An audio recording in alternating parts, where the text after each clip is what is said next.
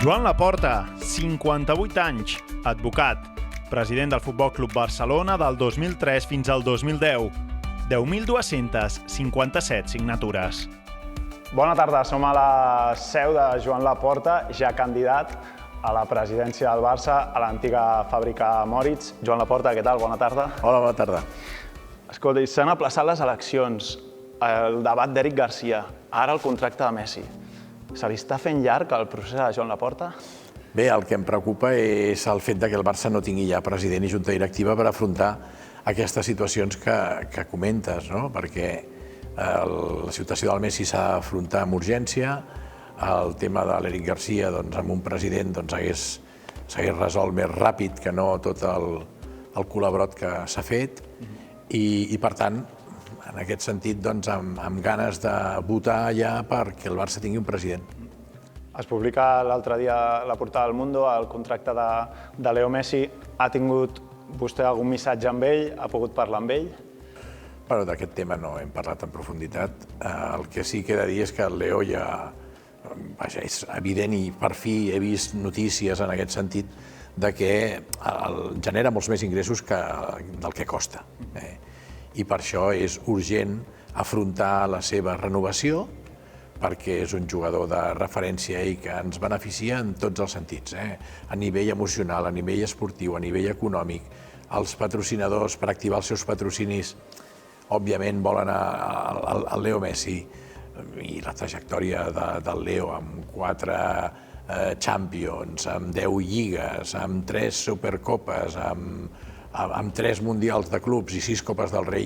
Escolta, si ja no parlo del joc, dels 650 gols, de tot el que ens ha ofert, són moments que emocionalment no tenen preu. Per tant, vostè el renovaria, però aquests 555 milions d'euros que veiem a la portada del Mundo, que és al final el que li costa Leo Messi al Barça, se li pot oferir a Leo Messi aquests diners o no?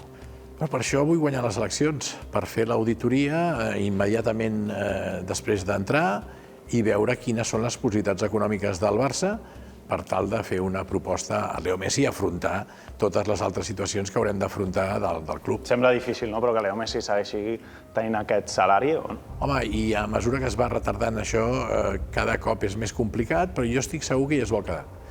Permetem que tingui aquest optimisme, perquè estic convençut que es vol quedar, està a gust a Barcelona, no estarà en lloc millor que pot estar en el Barça, si jo soc president, i ell ho sap. Per tant, es tracta de fer-li una proposta amb seriositat que el convenci. Parlant de la situació econòmica del Barça, que és Vox Populi, que és crítica, el candidat Víctor Font ha dit que Laporta va deixar el club el 2010 en una situació semblant a la que tenim ara. Què li sembla aquesta afirmació? Bueno, no vull parlar dels altres candidats. Ells sabran per què diuen això. Allà ells. És diferent la situació econòmica? És semblant? Vostè com la veu? Jo vaig deixar el club... Vaig deixar el millor llegat que es podia deixar en un club de futbol. I segurament vaig deixar el millor llegat de la història. I aquí ara poden estar explicant el que vulguin, però vaig deixar un club sòlid econòmicament, vaig deixar un club, jo crec que molt potent esportivament i socialment, un club endreçat, un club unit, un club on era la referència a nivell mundial. Després el que han fet els que han vingut darrere meu ja és cosa d'ells, però vaja, estic molt orgullós dels resultats de la meva gestió. El Barça té una situació econòmica complicada, sembla també producte de la pandèmia. Perdona, a més, he de dir que, per exemple, esportivament, el vaig deixar també que ha durat fins a dia d'avui. Ha seguit el llegat. M'entens? O sigui, la columna vertebral de l'equip encara, durant molts anys va ser la que vaig deixar jo, amb el tema social i solidari. El Barça ha estat una referència durant tots aquests anys. I en el tema econòmic vaig deixar un club sanejat i, a més, sense publicitat a la samarreta, que qui ha vingut darrere meu ha pogut utilitzar. Jo crec que ho han utilitzat d'una manera que no era la que almenys jo hagués fet, però aquí ja no m'hi fico. Per tant, si diuen aquestes coses, ells sabran per què ho diuen, però estic molt orgullós del llegat que vaig deixar, molt. Li vull comparar la situació econòmica del Barça amb la del Madrid. Creu que és semblant? És a dir, la pandèmia ha pogut causar problemes semblants en els dos clubs i la situació del Madrid potser és igual de dolenta que la del Barça? Home, la situació del Madrid i la del Barça a nivell de davallada d'ingressos pel que és el concepte estadi és molt similar. I a l'endeutament també els dos clubs estan molt endeutats. Els dos clubs estan esperant que acabi el Covid perquè torni el públic a l'estadi per tal d'ingressar aquests diners que manquen perquè no hi ha públic a l'estadi.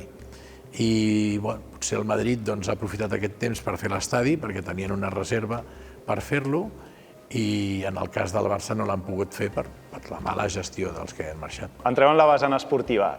Ronald Koeman és l'aposta de Joan Laporta a la banqueta? Ronald Koeman és l'entrenador que ens trobarem en contracte en vigor, que és un gran del Barça, que mereix un respecte i que, per tant, per mi té un marge que el fixen els resultats i el joc. I de moment jo el poc que he vist el Koeman a nivell personal han tingut un comportament impecable i el que faré quan arribi serà anar a parlar amb ell, intentar motivar-lo al màxim, igual que ho faré amb els jugadors del primer equip de futbol. I sense parlar de noms, té jugadors aparaulats, és a dir, ha parlat amb jugadors amb qui vostè té la intenció que arribin, si vostè és president del Barça, el pròxim mes de juny-juliol? A mi, jo tinc l'experiència d'haver estat president, conec tota, diguem-ne, en el món del futbol els conec a tots. Ja bé sigui gent que estigui amb càrrecs de responsabilitat a organitzacions internacionals, estatals i nacionals, ja bé siguin agents futbolístics, ja bé siguin directors tècnics d'altres clubs, presidents, els conec a tots. Perquè això, quan has estat president tens aquesta possibilitat, no? I evidentment que em fan propostes i que em plantegen operacions que podrien ser interessants. Però el primer que vull fer és arribar i veure el que tenim, veure com està estructurat el que tenim i aleshores, si es pot millorar, doncs intentarem millorar-ho. Perquè el que vostè tampoc ha donat cap nom és dins de la seva infraestructura esportiva, podríem dir-ho. Sé que té previst donar-ho durant aquest mes de febrer, abans de les eleccions. A la direcció esportiva, quin perfil, com a mínim, o quines són les persones que podrien ocupar aquest lloc?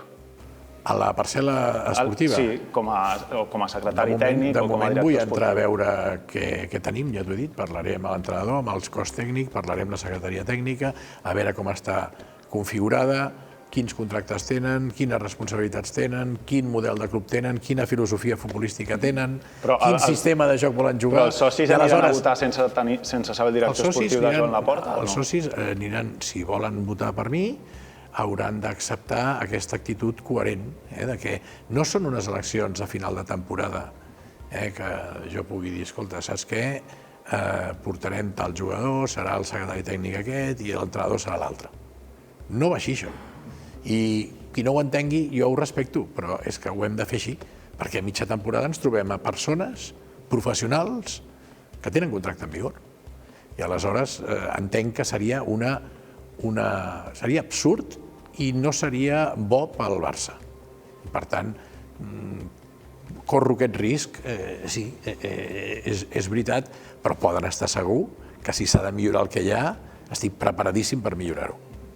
Parlem d'un jugador que hi ha actualment a la plantilla del Barça, perquè amb la porteria de BTV vam viatjar a les Canàries al mes de novembre i vam conèixer la família i on va néixer Pedri. Allà ens van ensenyar aquestes fotografies, que és Joan Laporta president l'any 2009 i Pedri molt petit, amb una samarreta taronja del Barça que gairebé li arriba a la cintura a Joan Laporta. Això és la presentació de... Vostè va ser a la penya blaugrana de Tenerife, on ara el pare de Pedri és l'actual president. Què li diuen aquestes fotografies 10 anys després i Pedri en el primer equip del Barça? Home, és molt emotiu, em fa molta il·lusió que me les ensenyis i més clar, això és una mica el destí, no? Tant de bo el destí ens porti, en aquest cas a mi em porti el Barça i pugui estar fent de president d'un jugador que té un present ja esplendorós i un futur que tots pensem que serà una referència. És molt curiós. Em fa molta gràcia. A més és molt petitet. És molt petit, segueix sent petit, però clar, allà tenia 9 anys, Pedri, i la veritat que... Vaig parlar amb el seu pare en una trobada d'aquestes que fem per Zoom de penyes, com ara no es poden fer, i bé, em va agradar també veure el seu pare, no? Perquè, en fi, dic, escolta, mira, doncs el teu fill, i aleshores és curiós ara la foto aquesta, perquè... Ja me les passaràs. Sí, li farem arribar. Doncs, senyor Joan Laporta, moltes gràcies. Queda un mes i pocs dies per les eleccions. A la porteria de BTV el convidem a fer un debat, juntament amb Víctor Font i Toni Freixa. Voldrà venir? Jo parleu amb el meu cap de campanya, que és qui ho organitza tot. Jo sempre estic disposat a fer debats. Ara, em marca la campanya, que crec que l'estem treballant molt bé. A més, ja sabeu que ha estat una campanya que, doncs mira, per raons que hem d'acatar, han retardat o han ajornat el dia de la votació. Nosaltres ho acceptem, però hem d'estar centrats en explicar als socis i sòcies del Barça el nostre programa perquè s'entengui bé.